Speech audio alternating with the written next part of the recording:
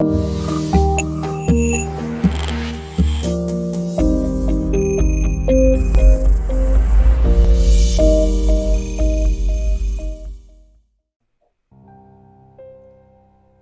Doctor Arun Kumar Srivastava एक प्राचीन काल के विशेष विषय वस्तु के साथ आपके सामने प्रस्तुत हूं। भारतीय इतिहास का प्रारंभ वैसे तो आदि युग से हो जाता है, जिसे हम प्रोटो हिस्टोरिकल एज कहते हैं। अगर प्राक युगीन मानव के विकास का इतिहास हम बताना प्रारंभ करेंगे तो यह एंथ्रोपोलॉजी का विषय भी बन जाता है। होमो इरेक्टस से होमो सेपियंस की जर्नी वास्तव में मानव शास्त्र का विषय है, लेकिन हम उसे भी इतिहास में गिनते हैं और इतिहास में पढ़ाते हैं। यहां मैं एक ऐसे विषय वस्तु को लेकर आया हूं जहां पर सांस्कृतिक विकास अर्थात सांस्कृतिक इतिहास का जन्म होता है। अब आपके मन मस्तिष्क में एक प्रश्न होगा कि सांस्कृतिक इतिहास और मानवीय इतिहास में अंतर क्या है।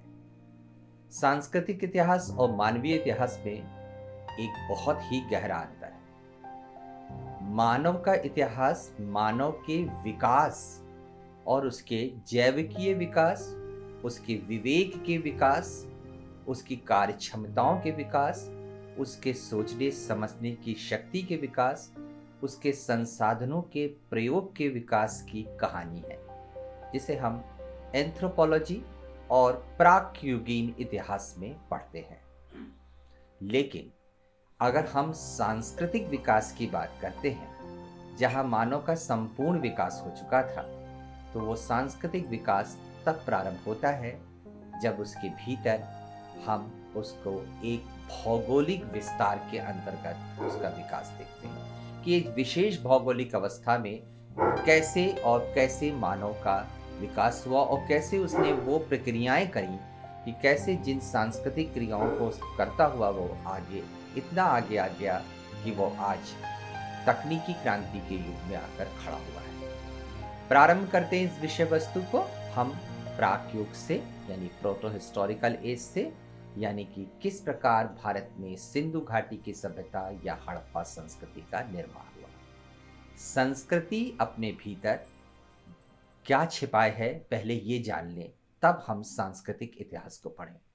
संस्कृति का मतलब स्पष्ट है कि एक भौगोलिक अवस्था की रहन सहन, संसाधन और संसाधनों का प्रयोग करके विनिर्माण करना। इसके बाद एक अर्थव्यवस्था को जन्म देना, चाहे वो पेस्टोरल इकोनॉमी हो, एक ग्रामीण व्यवस्था हो, एक पशुपालन व्यवस्था हो, या उच्च कोटि की एक औद्योगिक व्यवस्था हो। तीसरे नंबर पर हम पढ़ते हैं सामाजिक विकास।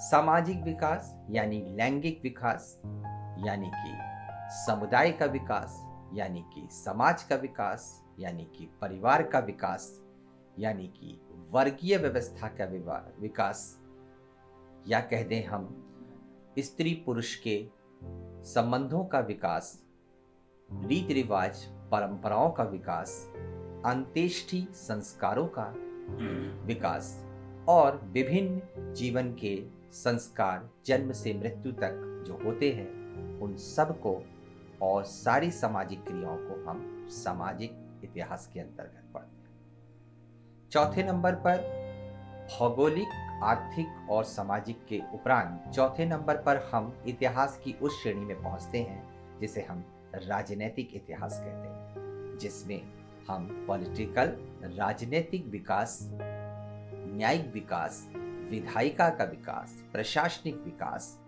रक्षा विकास, ये सारी चीज़ों को जब हम पढ़ते हैं और व्यवस्थाओं के अंतर्गत और वंशावलियों के अंतर्गत जब पढ़ते हैं, तो इसे हम राजनीतिक इतिहास कहते हैं। जब राजनीति से सुरक्षित समाज होता है तो उसके भीतर मूल्य, भावनाएं और धर्म का विकास होता है।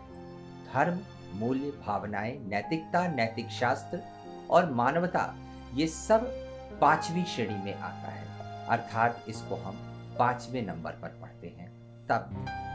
यानी कि सीधे सीधे मूल्यों का विकास तभी संभव हो जब आर्थिक, सामाजिक और राजनीतिक रूप से हम पूर्णतया सुरक्षित हों, तब मूल्यों का विकास होता है। इसके बाद और सबसे अंतिम इतिहास का भाग होता है उन मूल्यों की अभिव्यक्ति करने की जब क्षमता आ जाती है, तब कला और वास्तुकला का विकास होता है।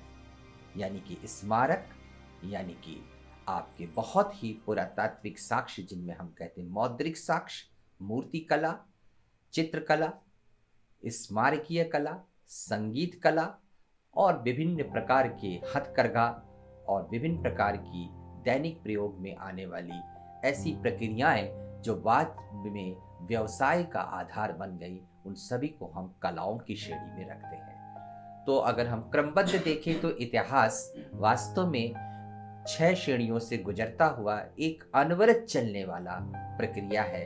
इसीलिए E.H. कार ने कहा है, history is an unending dialogue between past and present. भूत और वर्तमान के बीच अनवरत चलने वाला संवाद ही इतिहास है। यदि हम यूं कहें कि सबसे पहले प्रथम श्रेणी में हम भौगोलिक विस्तार को देखें, दूसरे नंबर पे आर्थिक, तीसरे नंबर पर सामाजिक, चौथे नंबर पर राजनीतिक, 5वें नंबर पर मूल्य और धर्म और 6ठे नंबर पे कला और वास्तु। ये 6 जब विशुद्ध अनुपात में पढ़ी जाती हैं, किसी वंशावली के अंतर्गत पढ़ी जाती हैं, किसी युग विशेष के अंतर्गत पढ़ी जाती हैं, किसी कल्प के अंतर्गत पढ़ी जाती हैं, किसी विशेष स्थान के अंतर्गत पढ़ी जाती हैं, किसी विशेष परंपरा के अंतर्गत पढ़ी जाती हैं, तो यहाँ बनता है सांस्कृतिक इतिहास।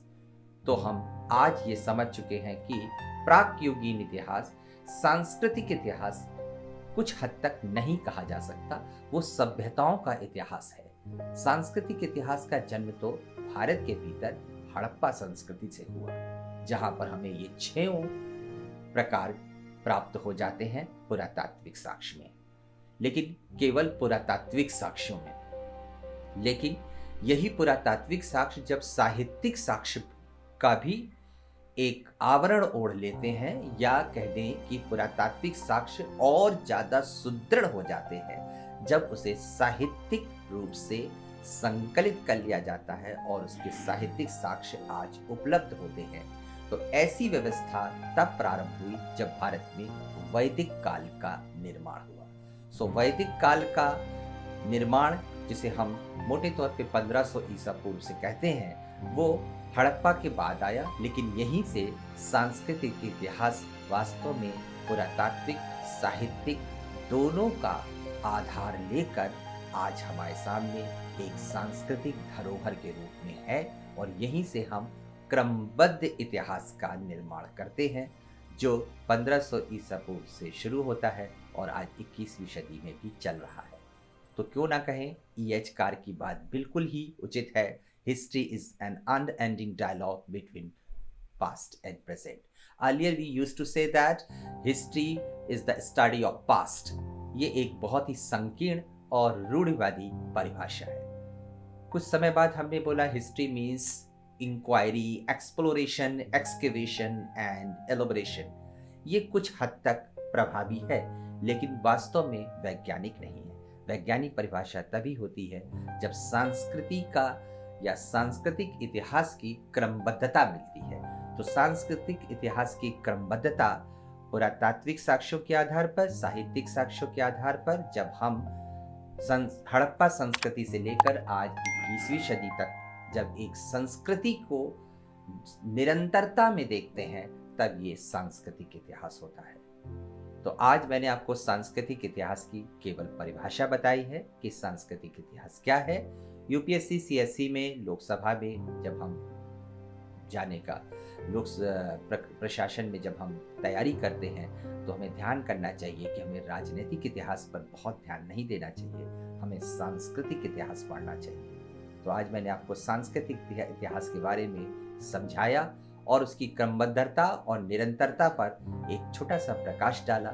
इसके अगले लेक्चर में मैं एक विशेष विषय लूँगा जो इतिहास से संबंधित होगा, जो आपको सांस्कृतिक इतिहास से किसी विषय को कैसे जोड़ा जाता है, वहाँ पर मैं उसकी समीक्षा करूँगा। तो आज मैं अपनी वाणी को यहीं विराम देता हूँ। धन्यवाद। जय हिंद।